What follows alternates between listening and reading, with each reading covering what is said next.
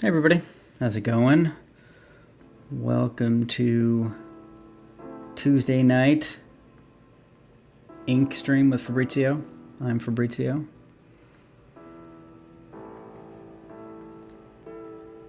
Alrighty, so today I'm working on page, I'm not going to tell you what page it is. In the 20s, we'll say that, of Horace H. Hoover, issue 4. So I'd started this page the other day. I guess I just showed you what page it is. It's page 23, so I'm getting there. I am getting there.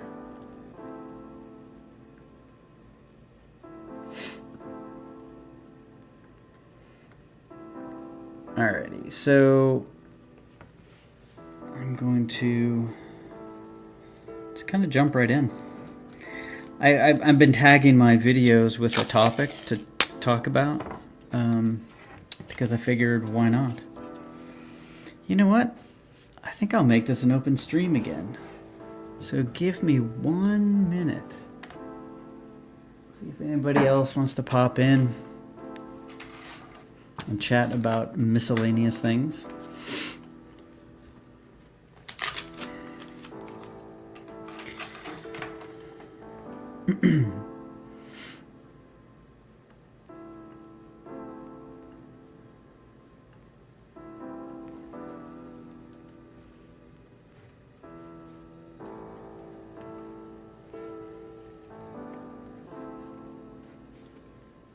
Yeah, if you're around, you want to pop in and chat, feel free.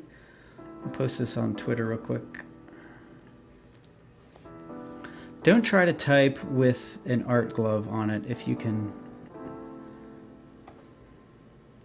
And Twitter doesn't seem to be liking me.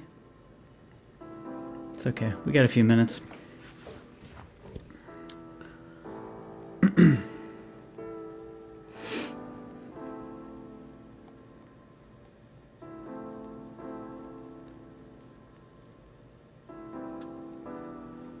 Let's see. Give me a few minutes here.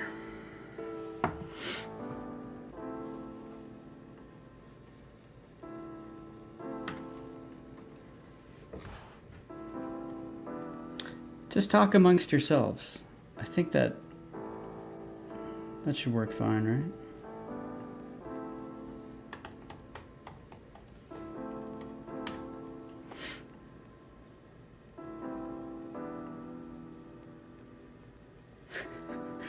Two-factor authentication.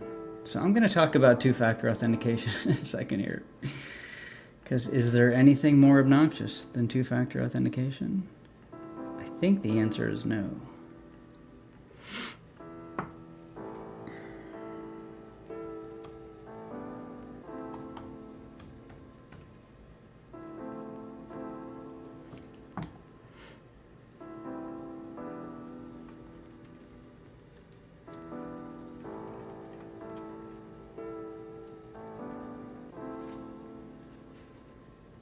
All right, I'm gonna just get to inking. If anybody wants to pop in, feel free. If not, I'm gonna talk to myself, which is normally what I do, so that's not a huge deal.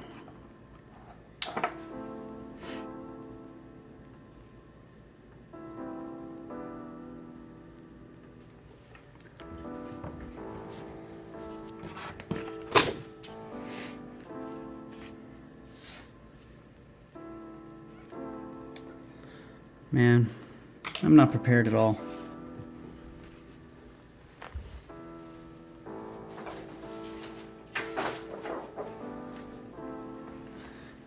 So next to my desk, I basically have a giant piece of paper that I have to roll the brush on to get a tip. So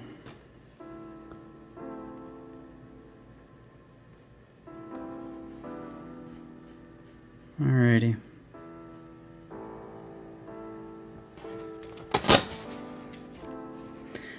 So this is pretty well, it's not done, but I'm pretty far along on this page.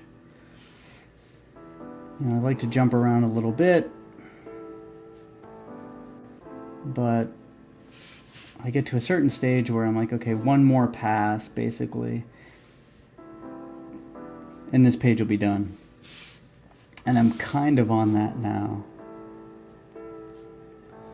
So I'll probably just start from the top right and make my way down to the bottom panel to finish it out.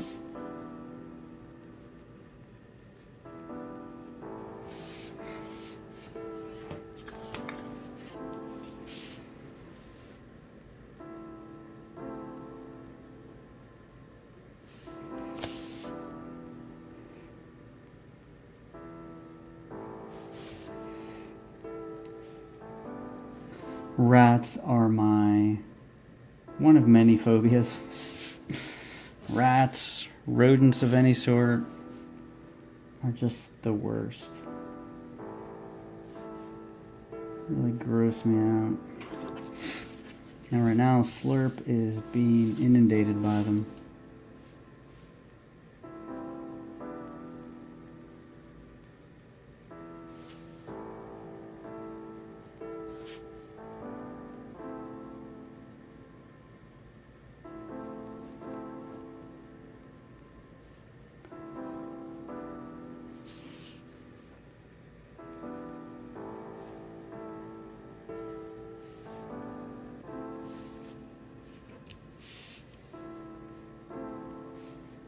It's a really small panel, so I want to take as many, not shortcuts, but try to pop things out as much as possible. So keeping black behind Horace's head, we'll kind of pop his head forward a little bit, you know, doing shadows underneath the little rodents. We'll pop them out a bit.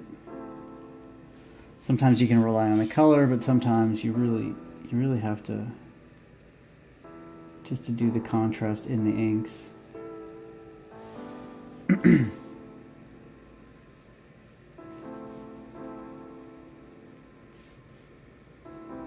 I was just looking at year one, the artist edition.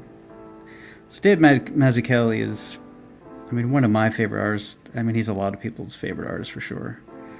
The one thing about the artist edition is you get to see, sometimes you get to see thumbnails, you see sketches, you see things their actual size, which I think is really important. And sometimes it's good because you're like, hey, this artist is human like me. You know, there's a bunch of whiteout, or you know, they tried 4 times to get this panel right, and they failed, and finally, on the 5th try, they got it right. And then sometimes you look at an artist edition, and unfortunately, it reinforces every terrible thing you thought. That this guy's a genius. You know, his thumbnails are brilliant as the final pieces of art. You know, there's very little whiteout. So that's definitely the case with year one.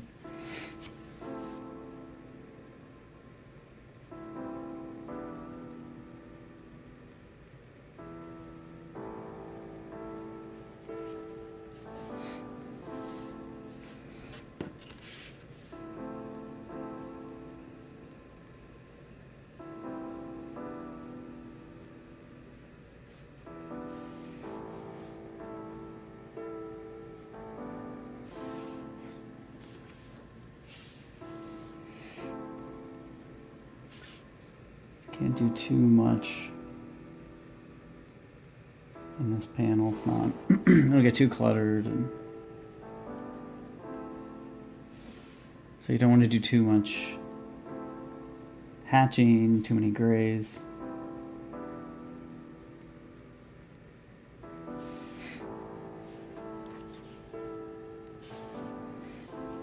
So I think that's good. Alright, so now we have We have Max sort of down for the count.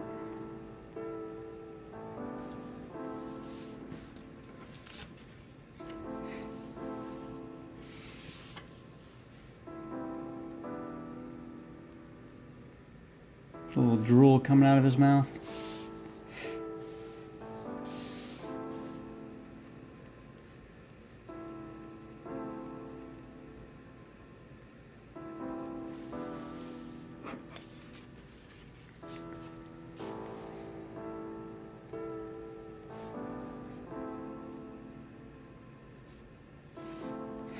Same thing holds for this, you know, it's a small panel, should take like a second to read.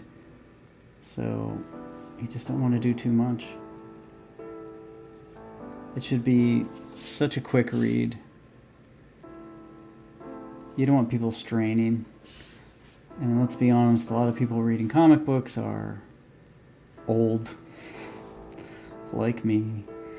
And a lot of them don't see so well.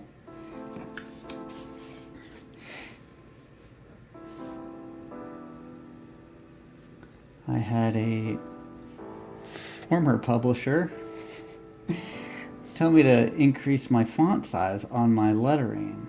And I'm like, wait, what? So I doubled and triple checked. I'm like, no, that's like standard lettering size. I even pulled out some old comic books, scanned it in, lined it up. I'm like, no, that is lettering, you know, unless you're either 50 years old and or blind. So like the lettering in my books is sort of like standard old school comic book lettering size. You know, I feel bad if people's eyesight's bad, but I mean you can't adjust your comic to accommodate somebody with bad sight. It's just so strange to me.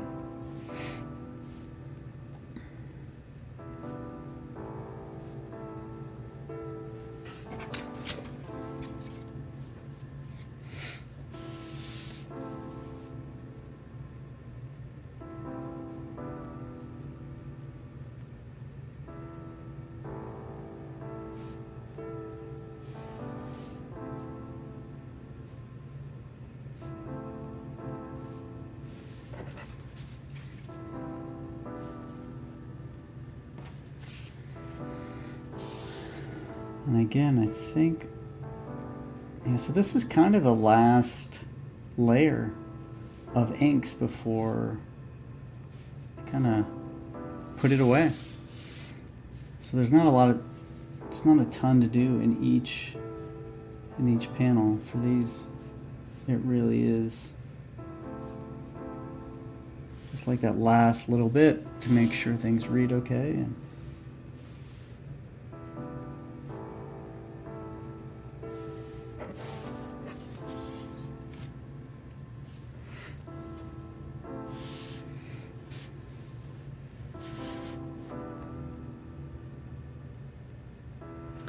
So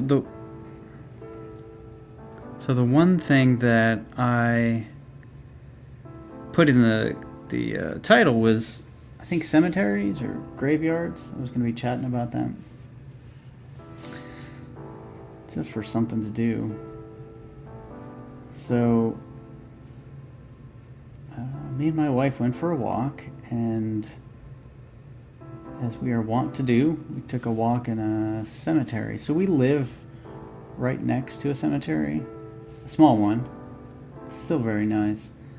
But we decided to take a walk to the like main one in the area. So really, it's a beautiful cemetery, like really well maintained. The trees are nice. So we're walking around, and there's mausoleums. There's really nice headstones. It's a pretty nice area, part of town, so people have money for that kind of stuff. And it's huge. It's extraordinary. There's even like a little portcullis kind of thing. There's these like half mausoleum kind of things. Your obelisk, which I think is an interesting but still kind of a cool thing to have on your grave. Hey, Dr. Mask, how's it going? It's been a while. Yeah, I'm doing well. Hope you're doing well. Hope you're having a good summer. I'm having a busy summer, like most people, so I don't imagine it's too different for everybody else. I'm not gonna lie, I do look forward to the fall in more ways than one, but you know, the summer's over before you know it. So we're walking through this cemetery and we're almost at the very end, and there's like a little path that kind of goes off of the main section. So I'm nosy. So I'm like, oh, let's go down this path that we're not supposed to go down, obviously, but it's fine. You know, it's just like it's a nice day. Why not, right? Just extend someplace to extend the walk. And I took some photos of it. So I start seeing some old, and I don't know what they would be called. So it's not the tombstone, but like the container of the casket. It might have a technical term. I don't know what it is, right? So you have your nice casket where the body's in, but then there's like the cement container for that. And there's a bunch of them, like old ones, just stacked, crumbling, covered in like weeds and things like that. And I walk a little further, and there's some older ones, and it was pretty creepy and strange. If they're getting rid of things, it's one thing, but I mean, these were just sort of out in the open. It wasn't on private property or anything like that. It wasn't still part of the cemetery. I took some photos because they looked pretty cool. You know, these again, I don't know what the name for them is, but the containers for the caskets kind of piled up, overtaken by weeds and grass and things like that. And there was one with the lid was off, and there were branches and things growing in that. There was like water. Yeah, it really, so it went from this is a really nice, beautiful cemetery to this is kind of creepy. And there were some old headstones too, and I don't know, I still don't know what they were for, but they were old and possibly replacing them. Maybe they were damaged. I don't know, but it was a bit of a shock. I took some photos because I definitely plan on using them for something. Never let a creepy thing go to waste. I think that was Plato.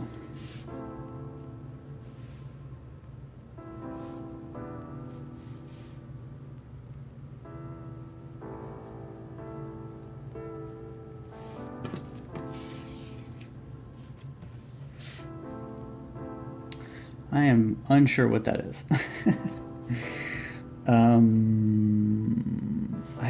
I think that might be a bush or a tree or something, but I'm just going to ignore it because I don't think it makes any sense. And I think it'll just clutter up this panel.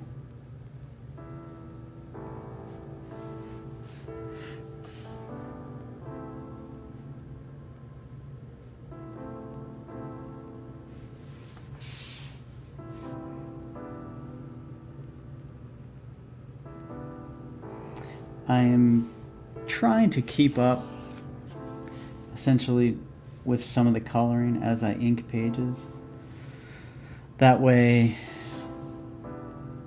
when I get to the coloring stage, I'm not starting from scratch. So, inks are at page 23. Colors, we'll say, are at page 10 or something like that.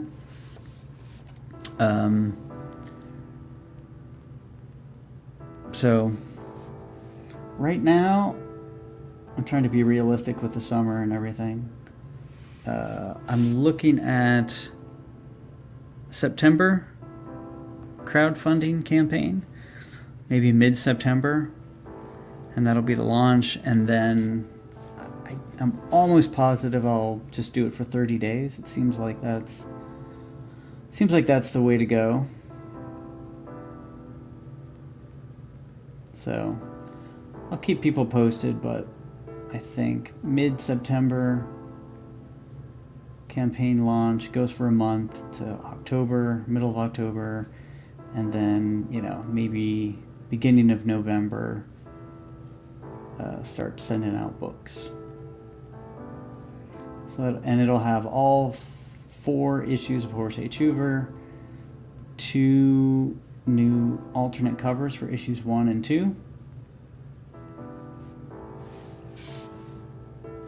and all of the usual merch that I offer, whether it's resin models or posters and things like that. I haven't thought of any new merch to offer, but I guess that's not out of the realm of possibility.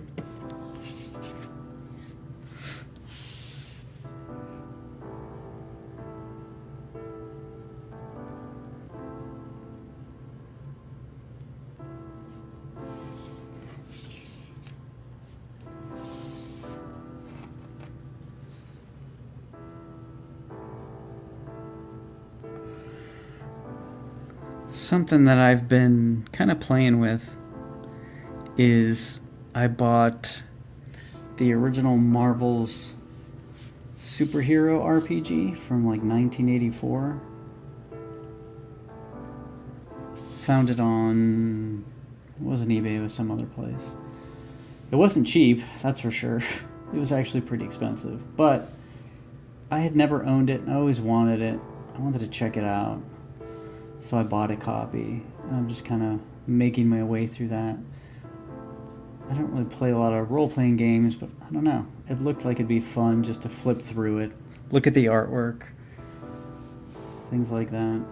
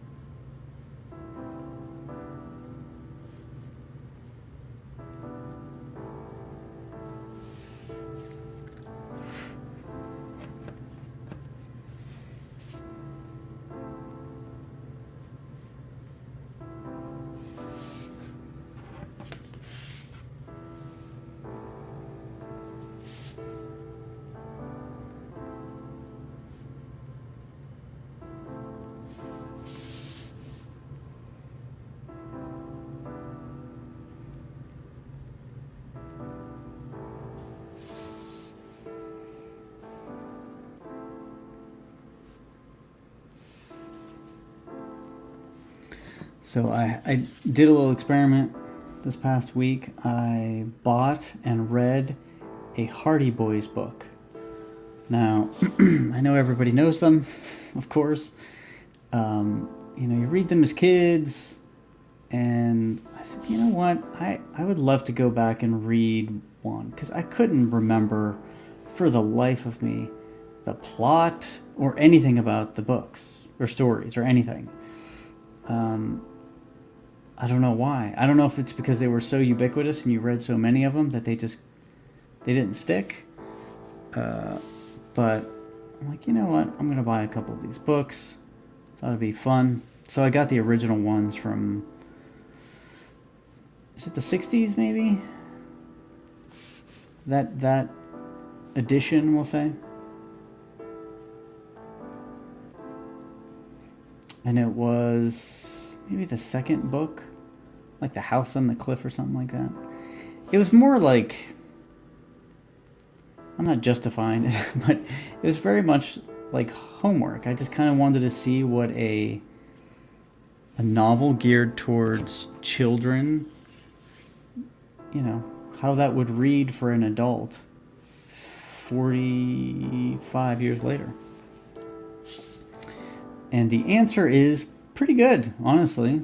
I think it's not a shocker to say that children in the 50s were reading at a different level than kids today, depending on the schools and the locations.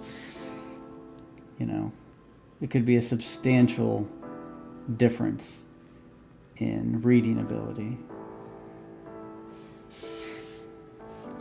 So I don't know how old kids were when they were reading them in the 50s, but I actually think, as terrible as this sounds, that, man, I bet there are kids in middle school or high school that would have not trouble reading it. Well, yeah, they would have trouble reading it. I really think that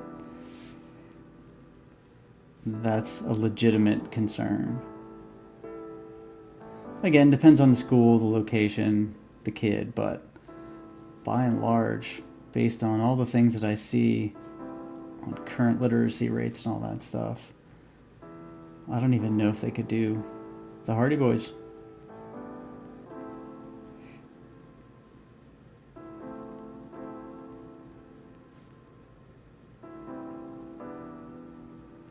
It was fun. I think I might read more eventually.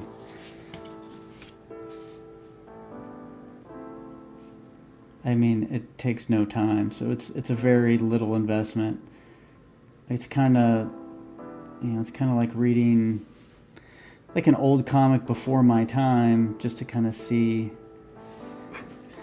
maybe try to distill what was cool about it and attractive to kids at a particular time. Was it the adventure? Was it the setting? Was it the plot? Was it gadgets? Things like that.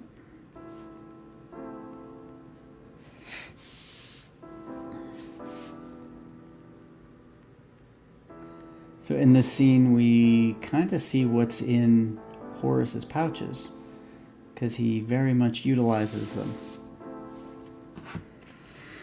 And I needed to convey a lot in a few panels. So, these are sort of like the status, right, of everybody currently. And then Horace pulls out a big handful of stuff and throws it on the ground. And then in one small panel, I essentially have 3 things that he's doing to convey that he's making something, wrapping it around his hand. So that was a way, it was a shortcut to try to get as much story in as I could.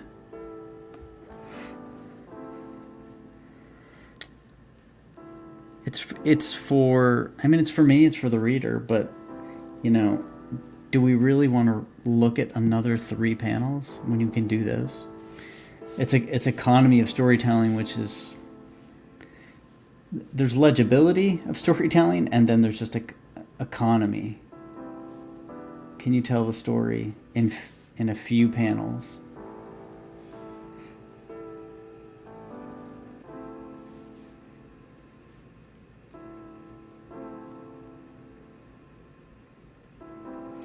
So when I first conceived of Horace H. Hoover and kind of what he would be doing, his quote-unquote powers, which I've just kind of hinted at for the most part, but I wanted to use this term craft punk, because a few people, use the word steampunk when they saw Horace H. Hoover, and I'm like, no, it's definitely not right. Steampunk isn't the right word.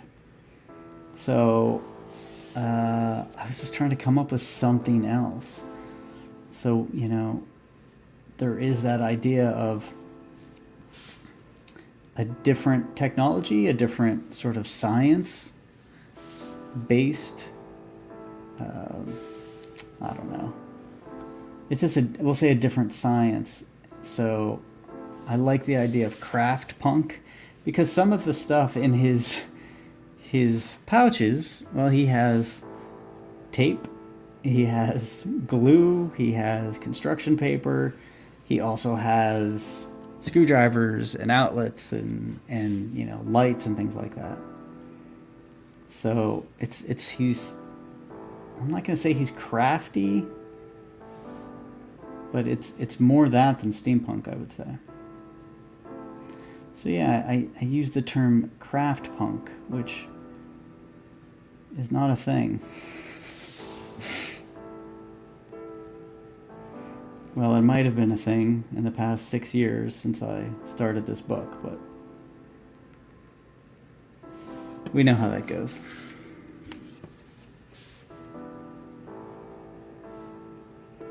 Once you have a random, like, concept generator going 24/7, it'll come up with the same ideas. I mean, there's just no way around it. So in the end, it's what you do with the idea. And as long as you know that, you're not borrowing, it's fine. It'll be used differently. I might have never read or heard about Romeo and Juliet ever. And, I'm sitting in my basement and I come up with a story about star-crossed lovers and warring families and all that stuff. But I guarantee you the execution is not Shakespearean. So, and even if it deviates a little, then it can potentially become a brand new thing. So I've never been concerned about that. Especially since, man, like if you watch old TV shows or old sitcoms, old movies, concepts, ideas, jokes, they get reused over and over and over again. And I don't even know if they get reused. I just think, we're people and we have a lot of the same input. So at a certain point, you're going to have a lot of the same output.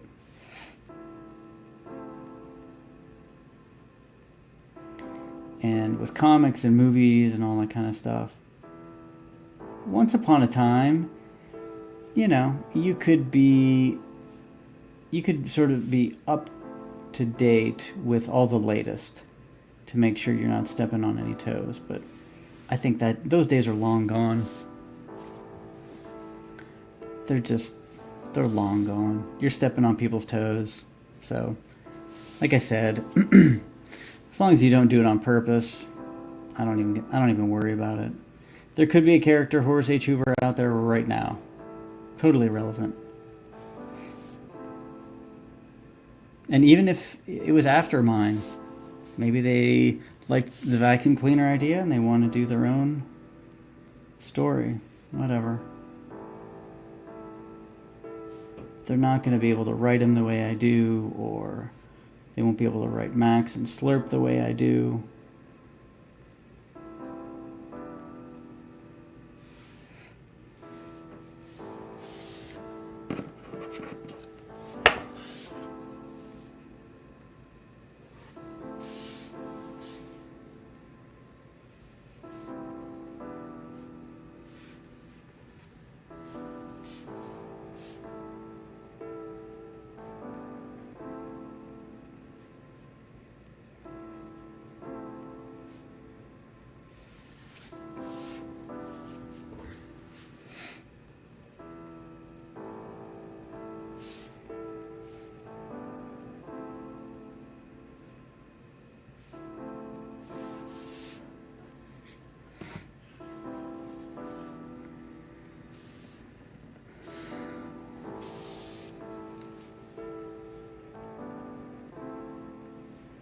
So just need some more blacks on this panel to make it sit a little more, to weight it, to give it some weight, we'll say.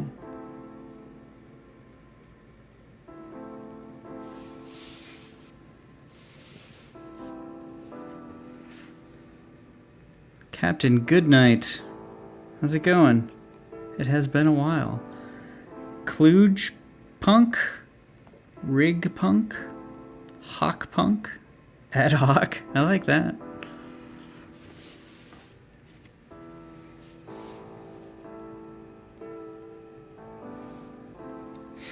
I just say patent pending after everything I say, no matter what it is.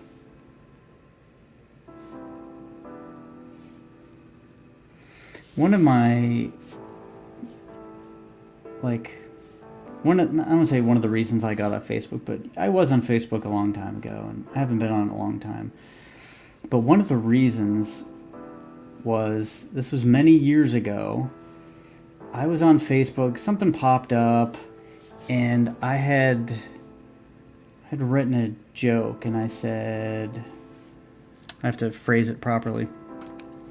Listening to Bill Nye about science is like having the guy from Blue's Clue investigate a homicide. Something to that effect.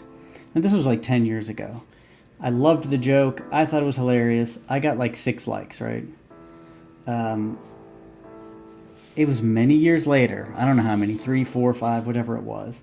And I was on somebody's famous Facebook page.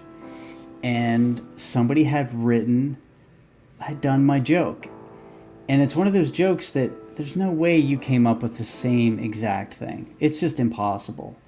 It's not like a first order joke, meaning you're not just combining two things. It was a very specific joke.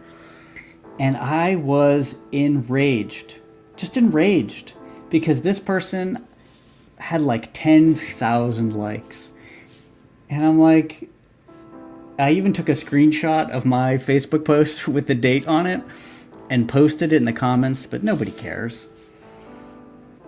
So I'm like, I'm not giving you people things for free. Yeah, that was one of the last times I was on Facebook. I was so angry. Waiting for a baseball game, just happened to see you. Oh, that's cool. Who you watching? I forget where you're at.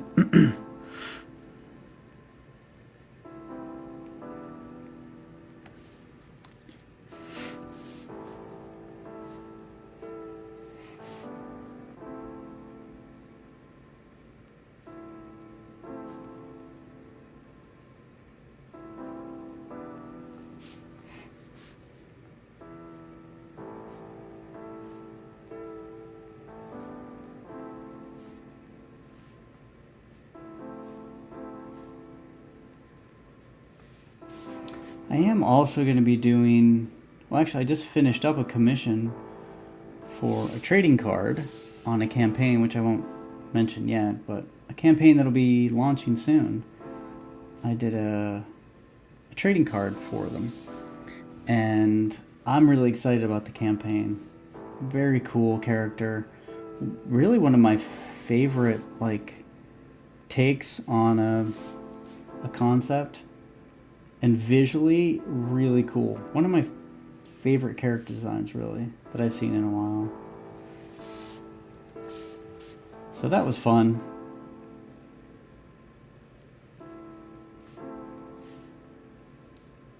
But I have decided that after Horace H. Hoover number 4, I'm going to be doing another comic book. And I can say this because I'm pretty sure he announced it at some point in time, too. DC Miller, I'd steal that joke. I hope that wasn't you. I will track down that person. My son's baseball game. Oh, I'm sure you have a lot of those. Do you read? Well, I guess that's a terrible thing to say. I'm sure you're in rapt attention.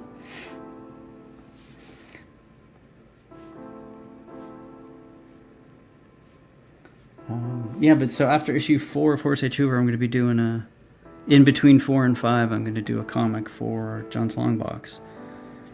It's a really fun concept. I'm really excited about it. And I actually think I might try a different art style, which is really exciting. since the setting is so different than Horace H. Hoover, it would be a good time to kind of play around with some style ideas I've had. So I'm very much looking forward to that. I've been wanting to do a watercolor book for a while, with like micron pens and stuff like that. So we'll see. I'll have to do some samples, some tests, and see we'll see what kind of feedback I get. If people are like, Rachel, that's the ugliest thing I've ever seen, I probably won't do it. Ah, man, I run the scoreboard now. I have to pay attention. You sure do. I won't randomly shout out numbers to you then.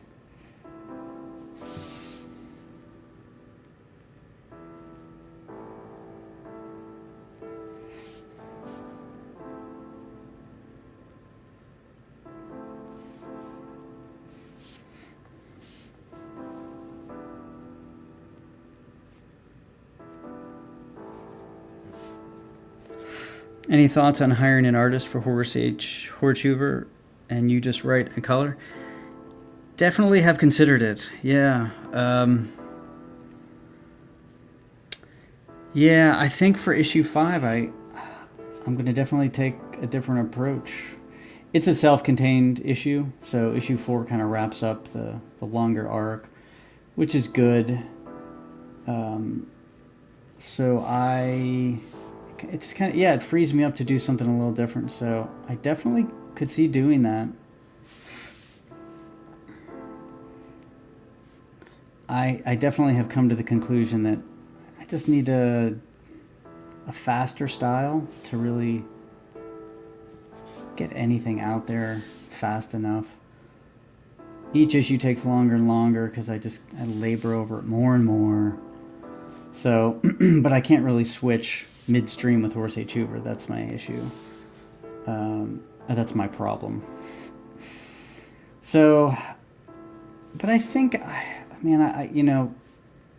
kind of play around and do sketches, things like that. And I think I have a simpler style, and honestly one that is more indicative of classic Bronze Age, which I know I'm doing a terrible job of it, but it's kind of what I've always been shooting for. But, the greats can get away with 4 lines, and it's going to take me 15 lines. But the more I do this, I think I have a more streamlined Bronze Age style that I can kind of lean into a little bit. Yeah, my ultimate goal is like so many people, Ron Friends, John Buscema, things like that, where it's a few lines for the bicep and a few lines for the quads and things like that. I was thinking the other day, it's kind of ironic that artists are constantly trying to minimize their lines and economy of art and all that stuff. Meanwhile, most consumers, I will say the less discerning ones, but some people just like more detail. There's nothing wrong with that. Like when I see a Neil Adams drawing, there's a lot more lines, and it's just so well done. So I'm not saying there's anything wrong with that, but there's like this push and pull between the artist trying to do less, not because they're lazy, but just because you want economy of lines and storytelling, and consumers who really love the fiddly details.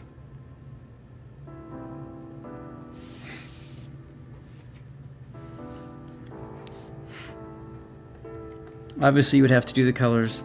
Yeah, I think I could probably give those to somebody else, because now that I have a palette down, I think I could give them enough direction, honestly. Yeah, I know. It is hard. But I also I just wanted to give myself as much time as I needed for these issues. That way, after this, it's just gonna be different.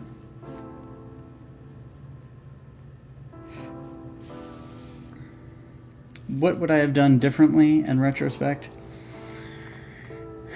I mean, the thing is, I had never really done comics to this degree, so I had played around with things, I had done a short story, etc., etc. I hadn't done anything to this degree, so I think I had to go through the whole process myself several times with issues 1 through 4 to get good enough, and then kind of see the future, like how I can change things or speed things up or tweak things. So it kind of sucks, but you know, what is it called? The leaky bucket theory of knowledge or something like that. Like, you can have all the knowledge in the world and you can tell somebody all of the knowledge in the world, but it's a leaky bucket. You can't convey everything. And some people just won't be able to understand it completely until they do it themselves. Even though people get really frustrated when people don't listen. I don't want to say it's not their fault, but to some degree it's not their fault. Although kids should just do it and shut up.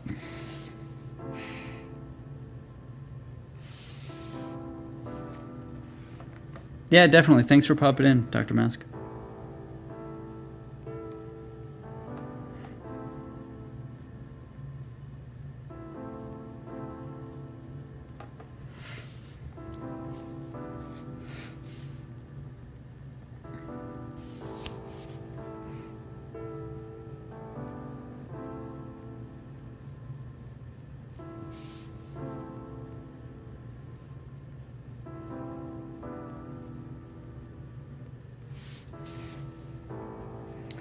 Yeah, speaking of year 1, it's funny, with that huge double, 2x scaled up pages and everything, it definitely forces you. Give me a short for number 5, my friend. Man, that would be great. I will definitely give you a short. That is absolutely in my plans. I haven't written anything yet, but I will.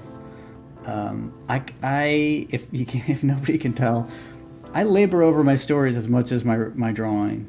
So maybe it's too long, but I go through many drafts of my stories until they just kind of hit right. So, but yeah, I'll definitely reach out whenever I'm at that point. Maybe even before issue 5 for something else would be cool, just because I think issue 5 might be too far away. So maybe in between issues 4 and 5, I'll release something else. Unless that would anger people. Sometimes I don't know what would anger people. Would people be yelling that I'm not, releasing issue 5? I don't know.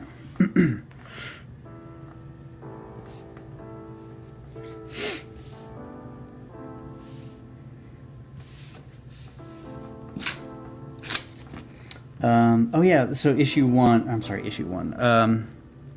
Year 1. And there's one scene, it's just like an establishing shot of a train. And it's one of those shots that, as you're reading it, you're not really laboring over that scene, but I just was staring at it for a long time when it was giant. And there's like this crisscrossing network of metal, basically. And I couldn't wrap my head around how he did it. Like, it looks so confusing to me. It looks right. And I don't know if that's my mind filling everything in, saying that it's right. But I'm like, I don't know how you do that without tracing. I legitimately don't. The amount of perspective, and it did not look like eyeballed perspective. It looked dead on. Man, impressive.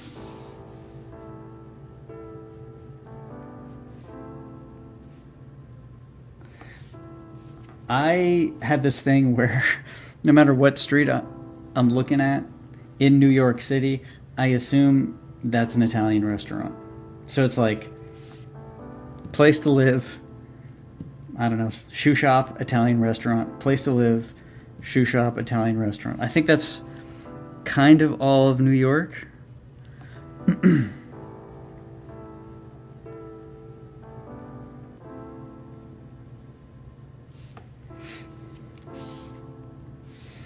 But yeah, as far as like my writing, I'm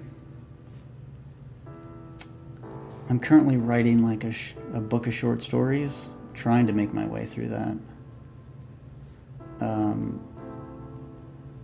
But I also have a couple more Horace H. Hoover short stories that are sort of just like outlined, but nothing more than that at this point. And like I said, man, I labor over them. There are many, many times where I'm writing as I'm lettering. You know, tweaking language, making connections I didn't see before. It's kind of like Marvel method, except it's just one person. Because even though I might set out to do a certain pose that kind of elicits some sort of thing, you know, when all is said and done and I color it, I'm like, you know what, he's not looking sad at all, he's looking confused. Well, I gotta fix it, and I'm not gonna redraw it unless it breaks the story. It's probably not that egregious, but you know what I'm saying. Like, you really need to work with the art. So sometimes it very much is, I'm doing it as I'm lettering. It's kind of a terrible leaf, but hopefully nobody yells at me. Hopefully my art director lets that go.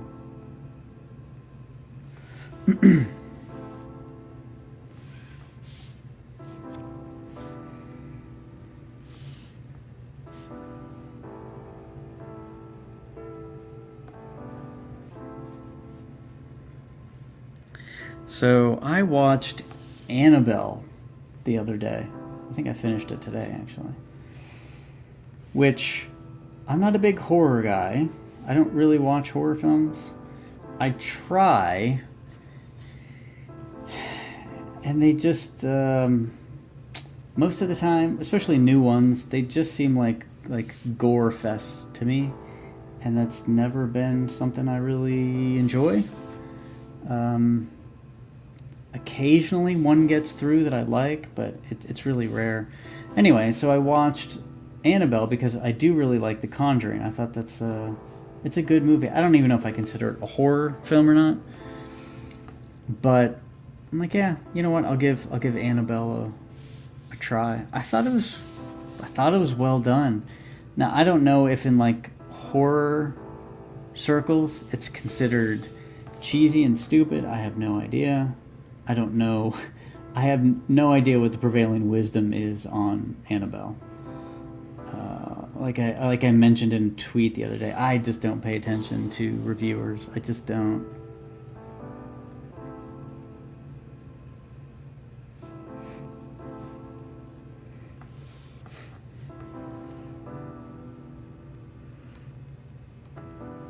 It's easier to dismiss movies, and I understand not wanting to waste time because it's a commitment, but I definitely just completely ignore the sort of the famous YouTubers that do movie reviews.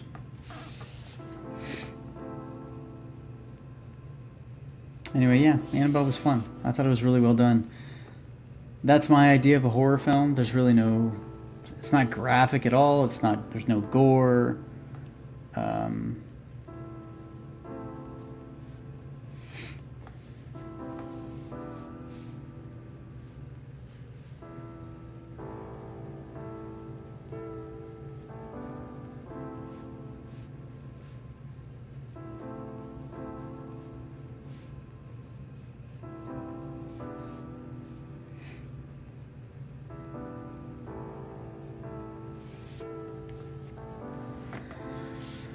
Alrighty. I'm getting there. What time is it? Almost an hour. We'll see. I'll hang on for a bit. I was really hoping to finish this page tonight, but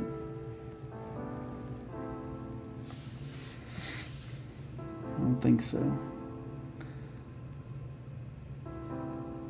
I have been keeping track of how long it takes me to ink things. For the most part, it's taken me about 3 to 4 hours per page, which I think is, I don't think it's bad. I think it's reasonable. Could be better, like most things, but I also go pretty quickly. Whenever I see other people inking, like professional, like current Marvel and DC, like Sandra Hope or something like that, man, every line is so deliberate, and then I look at mine and it's just hack and slash. It makes me think, well, maybe I should take more time, but I don't know. I don't know if it would help my artwork that much if I sat and labored over every brick.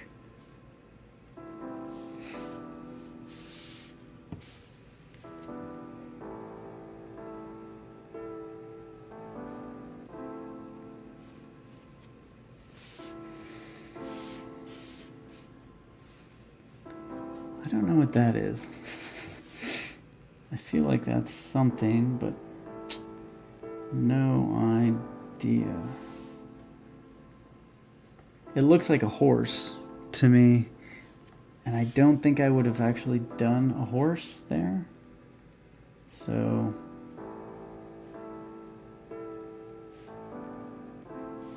my favorite kind of roofs are the Mansard roofs. I don't even know if that's how you pronounce them. Like French. They're kind of like squat gambrel roofs. Very cool. I actually don't think New York would has any. I'm sure New York has a few Mansard roofs, but definitely fudging that roof.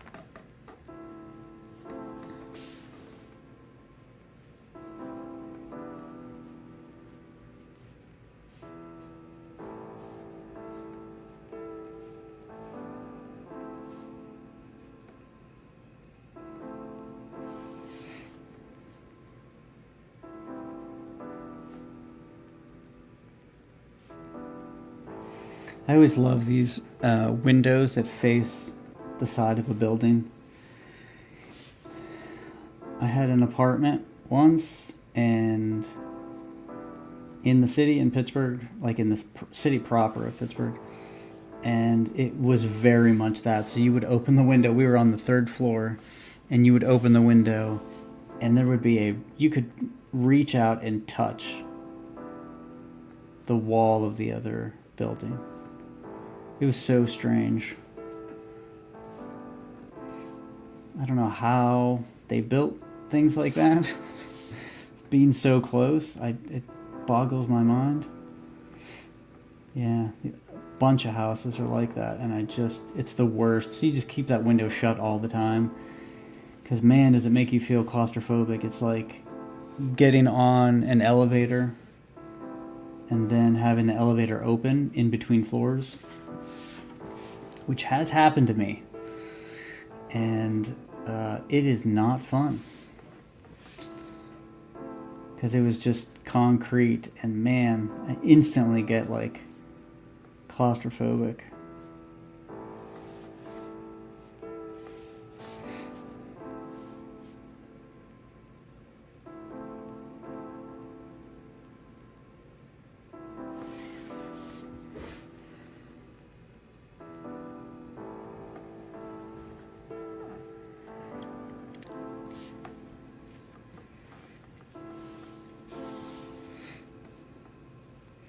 So this is the kind of stuff.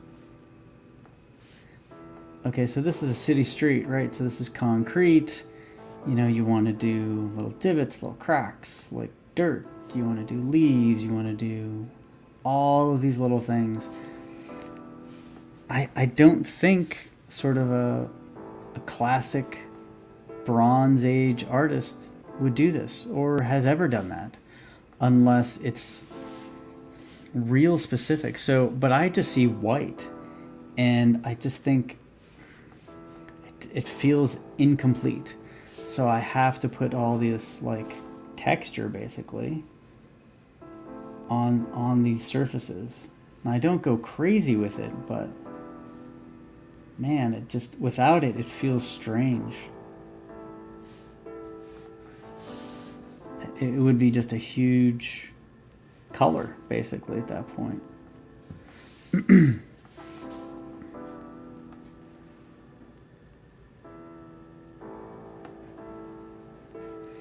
other thing, too, is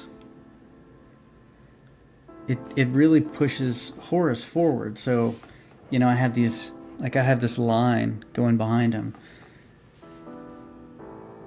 So then it pushes him forward.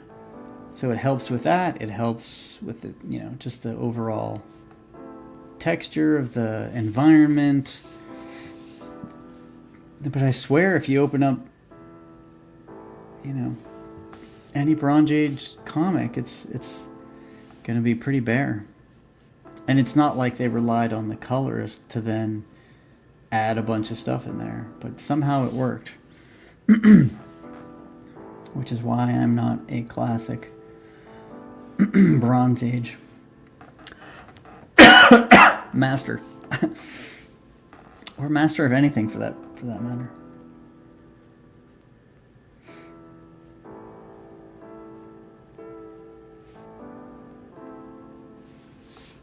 I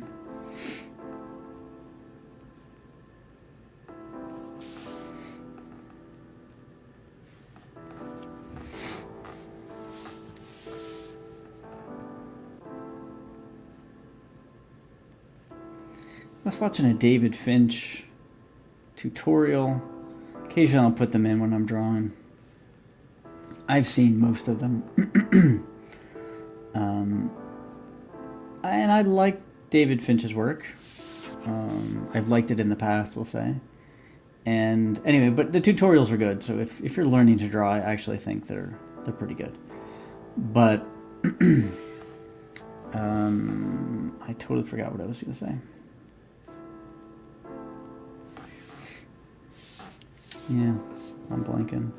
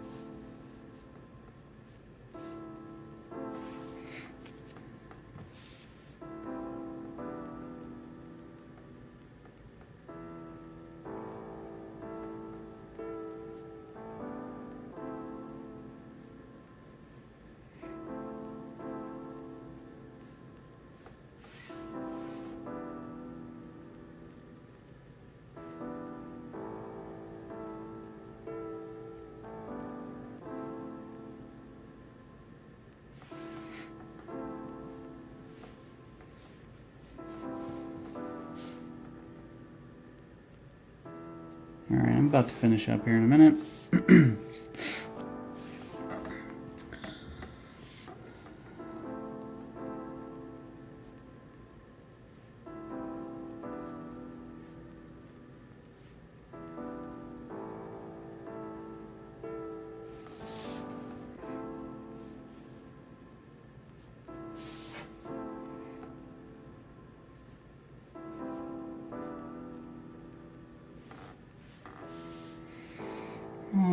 Alrighty, I think I'm good.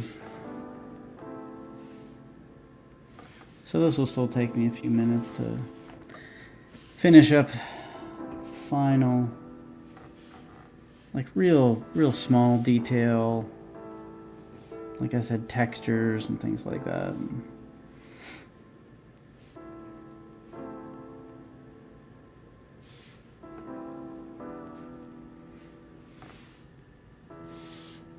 Alrighty, I'll just leave it on that shot.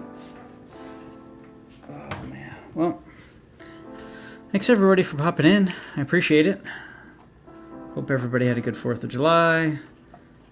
And I will be streaming again sometime, but in the meantime, I'll be on Twitter saying things that people don't understand because they don't understand the things I say on Twitter. That's okay. That's all right. All right, everybody, have a good night. I'll talk to you later. Bye.